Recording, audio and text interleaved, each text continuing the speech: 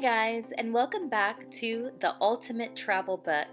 If you want to see the world, all you have to do is press play. Today's video, let's talk about some amazing things to do in Savannah, Georgia. Savannah is rich with history, architecture, haunted sites, natural landscapes, and so much more.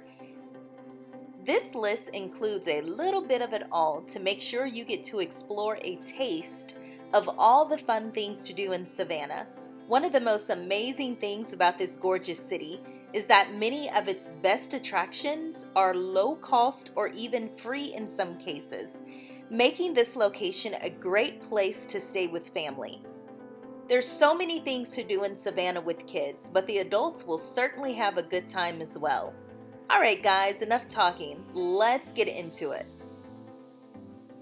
So the first thing that I can suggest to you is to visit Tybee Island Beach. I hope you pack your swimsuit on this little excursion. If so, well, head on over to Tybee Island Beach while you're in Savannah. There are so many things to do in Savannah. A day to relax is mandatory. Tybee Island Beach is perfect for that with a 5-mile stretch of beautiful beaches. It's about a 20-minute drive from downtown Savannah, so it's going to be very convenient no matter where you are. This beach town has many quaint seafood restaurants, shops, and cafes. On the south end of the island, you'll find the picturesque Tybee Beach Pier that's perfect for breathtaking views or just a really awesome Instagram picture. On the north side of the island, you'll find the Tybee Lighthouse, which is one of the nation's oldest lighthouses, built in 1736. It's been guiding many a safe return back to the Savannah River for more than 270 years. Seriously, let that sink in for a minute. The lighthouse also serves as a museum with self-guided tours. Another incredible historic landmark is Savannah's first African Baptist church. The church was first organized in 1773 by Reverend George Lely, an enslaved man who was licensed to preach in Georgia. Let that sink in for a minute.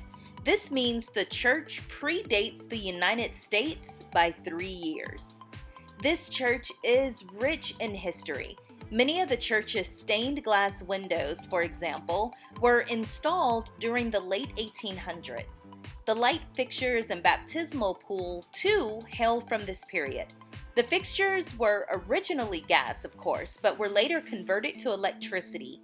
The pews downstairs were installed during the early 1900s, but the ones upstairs in the balcony are even older, handcrafted by enslaved people in the early 1800s. Some of them are even decorated in classical West African Arabic cursive writing. The church was apparently also a stop on the Underground Railroad, which helped the enslaved to escape to freedom in the north. Evidence of this includes a number of Congolese cosmograms drilled into the floor. More than just decoration, these designs allowed air to circulate to the hidden floor below where fugitives hid, awaiting nightfall. This is still a fully operational church though, so you can also join them at 10 a.m. on Sundays for their worship experience. Another of the most exciting things to do in Savannah is to take a riverboat cruise. It's a great way to see several sites along the river, as well as enjoy an experience with many cruise options, including dinner cruises, lunch cruises, brunch cruises, sunset cruises, even a gospel cruise. You'll get aboard one of the riverboats right next to the exact location where General Oglethorpe first landed on the riverfront, and from there past several incredible sites like the Port of Savannah, the Eugene Talmadge Memorial Bridge, the historic riverfront, the world-famous Waving Girl, Florence Martis, the shipyards, Hutchinson Island, and Old Fort Jackson. Pricing varies by the type of cruise and the meal served, but expect for it to range between roughly $25 and $75 per person, including a meal. Another amazing thing to do in Savannah, Georgia is to go on an Old Savannah trolley tour. These tours bring you around the historic district of Savannah and let you see various points of interest. This can be fun for people in large groups, such as families on vacation, family reunions, as well as close friends. Old Savannah trolley tours highlight some of the best sites in Savannah, Georgia. You can see places like the Juliet Gordon Low Home, the Mulberry Inn, and many other places. These sightseeing opportunities can help you to see just how diverse and historic Savannah is. In over 90 minutes, you can see what Old Savannah is like. There are lots of great chances for fun photos and Instagram-worthy content. You'll want to listen closely as well so that you can absorb the stories as much as possible. Some of these are so interesting. This is definitely one of the best ways to get educated in Savannah, Georgia, and to see in person some of the sites that you've read about. In my opinion, my little humble opinion, if there is one thing that you must do when you come to Savannah, Georgia, it's making sure that you come to Forsyth Park. This has become one of the most cherished parks, not only in Savannah, but in all of the South. Forsyth Park is the ultimate gathering spot for Savannah's locals and visitors alike. When you're at Forsyth Park on a nice day, it's hard to imagine wanting to be anywhere else. Located on the north end of the park, the fountain is one of the most photographed places in Savannah. Because of the fountain's beauty and romantic aura, it's often the site of proposals, engagement photo shoots, and weddings. Lush greenery and Spanish moss draped live oaks surround the perimeter of the fountain, as well as many park benches, so travelers and locals alike can sit back, relax, and take in the fountain's majestic charm. Little known fact, there's also a farmer's market hosted here every Saturday if you want to get a taste of great Georgia produce. I'm not so certain right now while we are in these kind of crazy times, but look it up before you go. Even if the farmer's market is not there, trust me, you will not be disappointed that you've landed at this park. When you're looking for stuff to do in Savannah, Georgia in a relaxed manner, you should definitely come to Forsyth Park. It's open 24 hours a day, 7 days a week. 20 years have passed since Forrest Gump first regaled strangers on a Savannah park bench with tales of American history and boxes of chocolate. Would you like a chocolate? Oh, thank you. But the film remains an iconic part of our nation's film canon.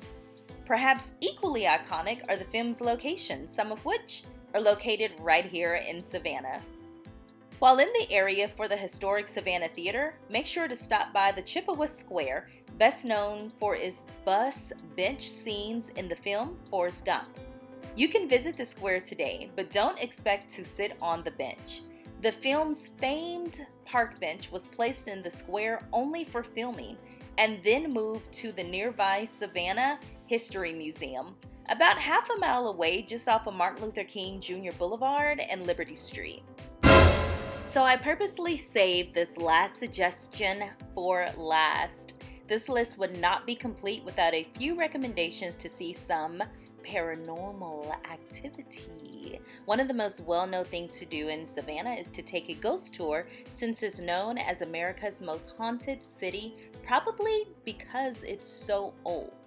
There's a variety of tours to choose from, depending on the level of thrill that you're looking for.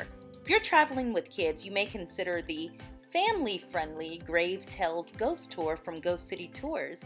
This option is $19.99 for 12 and up and $9.99 for children 6 through 11.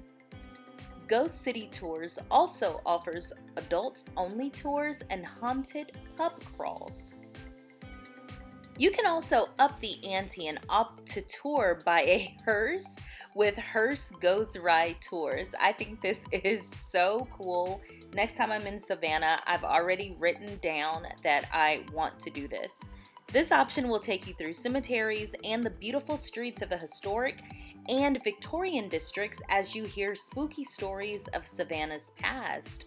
This option is $20 for adults. If you dare to really seek some paranormal activity in Savannah, you can also opt to stay at a haunted hotel.